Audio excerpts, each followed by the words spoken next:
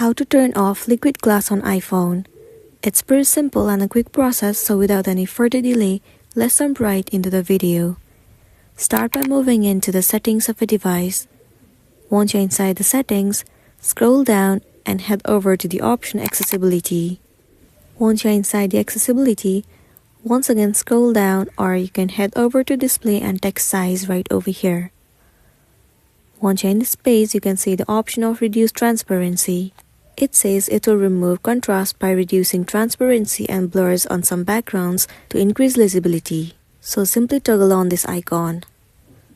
Once it has been turned on, now if you go back to your home page and check it out, the liquid glass has been turned off and you can see the application very smoothly. So that's the end of the video. If this video helped you out, give it a like and check out our next tutorial. Thank you.